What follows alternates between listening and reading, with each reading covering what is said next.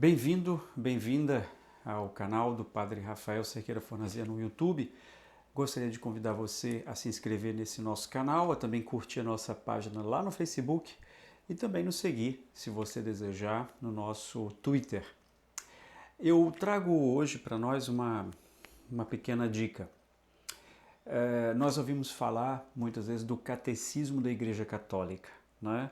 Mesmo para quem é da Igreja Católica, às vezes pode soar como sendo algo destinado, orientado somente às crianças, né? A gente ouve falar do catecismo, levar a criança para o catecismo, né? Para aqueles encontros que acontecem às vezes aos sábados, às vezes durante a semana, enfim, a depender da organização de cada paróquia, de cada diocese, quanto a esse processo de educação, né? Formação na fé, que nós chamamos de catecismo.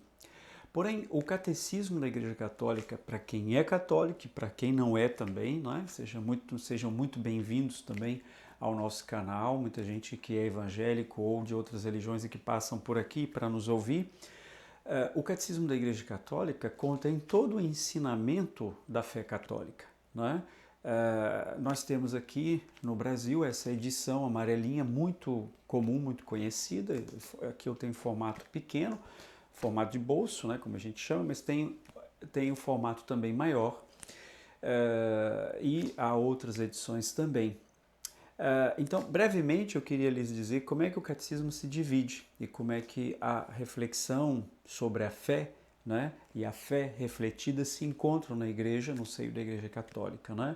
O catecismo tem quatro partes que eu gosto de intitular do seguinte modo, embora o catecismo também logo no início intitule essas quatro partes. Vou citar o título das partes pelo catecismo e depois aqueles títulos que eu uso, que eu costumo usar, que é muito próximo também, né? A primeira parte é a profissão de fé, se intitula A Profissão de Fé. Segunda parte, os sacramentos de fé. Terceira parte, a vida da fé. A quarta parte, a oração na vida da fé. Eu costumo dizer assim, a primeira parte é a fé crida, ou a fé acreditada. Ali nós vamos começar tratando essencialmente do o nosso símbolo de fé, o nosso credo, o nosso creio, que foi constituído logo nos 4 primeiros séculos, tá?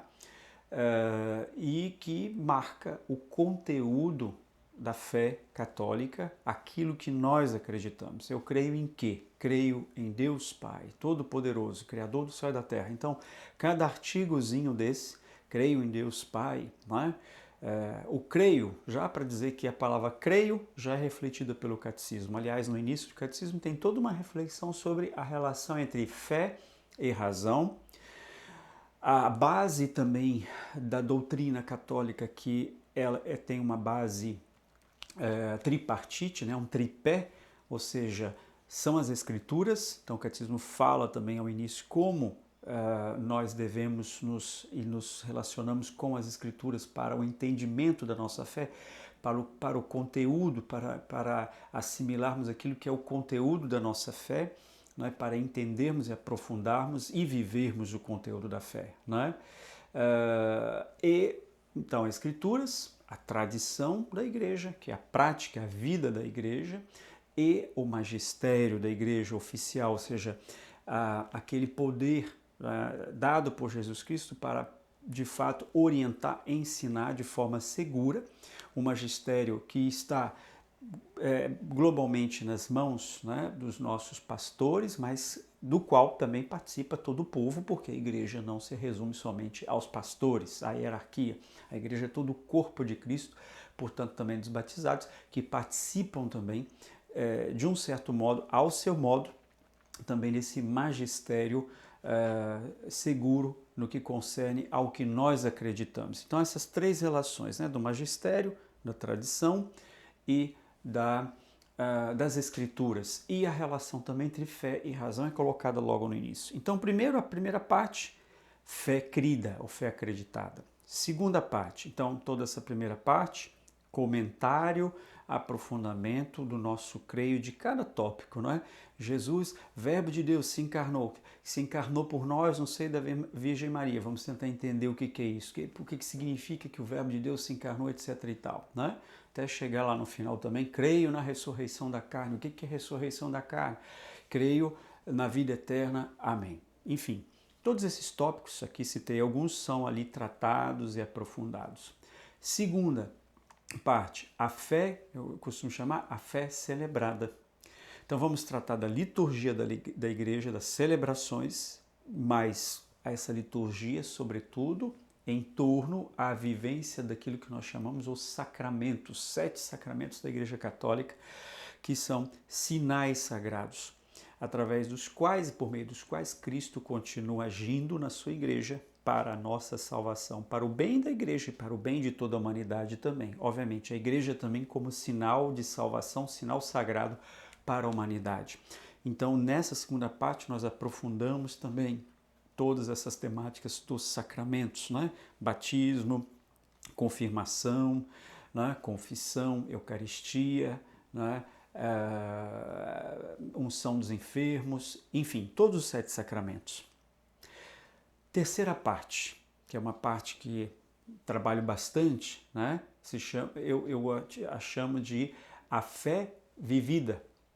É a parte moral, é a parte da prática, é onde nós começamos refletindo sobre as bem-aventuranças, né? A igreja sempre entendeu que o chamado a viver a fé deve se basear nas palavras de Jesus sobre as bem-aventuranças, né? Bem-aventurado aqueles que sofrem pela justiça, né? Os mansos, enfim. Depois podemos pegar lá o Evangelho de São Mateus, por exemplo, né? Capítulo 5, Sermão da Montanha, as bem-aventuranças. E depois vamos refletir, sim, sobre o que é liberdade, o que é consciência, não é? Temos até aqui no nosso canal algum vídeo sobre liberdade, que é um tema que a gente trabalha muito. Liberdade, consciência, responsabilidade, todos esses temas são tratados ali. E vamos abordar o tema dos 10 mandamentos, né? Os 10 mandamentos que nos orientam a como viver segundo a nossa fé. Amar a Deus sobre todas as coisas, não tomar seu santo nome em vão, guardar domingos e dias de festa, de guarda, enfim, aí vão todos os 10 mandamentos aí que depois vocês podem lá buscar também e eu já vou dizer como, não é? E aprofundar tudo isso, aprofundar o que a igreja diz sobre vários assuntos, não é? Vários assuntos, por exemplo, não matarás, significa só tirar a vida do outro com uma arma? Não. O modo como eu cuido da minha vida, no meu corpo, aí vai se falar da questão das drogas, falamos da questão do aborto, da eutanásia, de tantos temas, né? Do suicídio, o catecismo trata do suicídio, tá? Essa é a terceira parte. E a quarta e última parte é a fé celebrada, ou a fé rezada, ou a fé, se a gente quiser, a fé orada, não é? Desculpe que a fé celebrada é do segundo ponto. Aqui eu costumo chamar assim de fé rezada, a fé orada. Nessa quarta parte, nós temos ali um comentário, vamos falar da vida de oração, da vida de espiritualidade de um cristão católico, mas acho que serve também para todo cristão, né, que quiser buscar e entender um pouquinho o que está sendo dito ali. Um comentário sobre o Pai Nosso, que é a oração cristã por excelência, porque foi a única oração que Jesus ensinou para os seus discípulos, não é? A única oração assim, fechadinha, Jesus ensinou o Pai Nosso, não é? Os 7 pedidos do Pai Nosso segundo o Evangelho de São Mateus. Então, essas são as 4 partes. E muito interessante, eu só faço uma alusão aqui, vamos em um outro vídeo tratar desse assunto. As 4 partes estão muito ligadas aos 4 sentidos da Escritura, tá? Que ao longo dos séculos a Igreja também vem refletindo sobre eles. 4 que de fato são desdobramento de 2. Nós temos 2 sentidos, o sentido literal e o sentido espiritual nas Escrituras. O sentido literal é um só, o sentido espiritual se desdobra em 3, certo? Quais são eles? Primeiro é aquele chamado do alegórico, a alegoria, que diz outra coisa, o texto diz outra coisa do que aquilo que está ali literalmente sendo dito. O sentido tropológico, ou o sentido moral, é aquilo que o texto bíblico nos convida a viver e fazer, né? Por exemplo, não matarás, né? Jesus diz não julgueis, né? Então, assim, aquilo que ele nos pede para fazer, o sentido moral, ético, aquilo que eu devo fazer de bom e aquilo que eu devo evitar como sendo mal. E o sentido anagógico, do grego, é algo que diz que elevar, a elevação. Anagógico é se elevar, é o sentido espiritual da oração. Então vejam como os 4 sentidos da Escritura se relacionam, ou melhor, o catecismo se relaciona com os 4 sentidos da Escritura. Sentido literal, o conteúdo do que está sendo dito, o conteúdo da nossa fé, o que nós acreditamos. O sentido espiritual alegórico é aquilo que nós celebramos, né? É um significado outro que o literal, nós damos um outro significado na celebração, né? Por símbolos, por ritos, por gestos, né? Por sinais. Então tudo isso nos ajuda a viver aquilo que é o conteúdo da fé. O sentido, a segunda parte do catecismo, né? Então a primeira parte do catecismo, a fé crida, está ligada ao sentido literal. A segunda parte, a fé celebrada, ligada ao sentido alegórico das Escrituras. A terceira parte, a fé vivida, está ligada ao sentido tropológico. Tropos é modo, não é? Modo de ser, modo de caminhar, ou um sentido moral das Escrituras, né? Eu falei que a terceira parte do catecismo trata dos 10 mandamentos, o que eu devo fazer, o que eu devo evitar.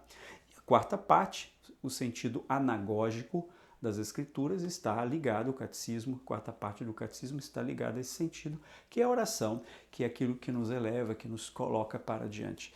Onde achar o catecismo? Você acha na internet. Só colocar Catecismo da Igreja Católica. Ali você vai achar todo o catecismo e pode estudá-lo. E há muitos canais por aí, muitas pessoas que comentam o catecismo e podem nos ajudar também. Tá? Eu gosto muito de um site e parabenizo o pessoal que fez esse site, se chama Catecismo de A a Z. Ali, cada letrinha você tem temas, você pode clicar, não é? Por exemplo, adoração. A letra A, adoração. O que diz o catecismo sobre adoração? Eu clico e vou direto no catecismo, na parte, ou nas partes, nos números, porque o catecismo é dividido por parágrafos ou números. Ali eu vou encontrar a temática adoração. Então, bom aprofundamento do catecismo e eu espero que, de fato, você possa avançar nesse aprofundamento cada vez mais. Um abraço, Deus abençoe.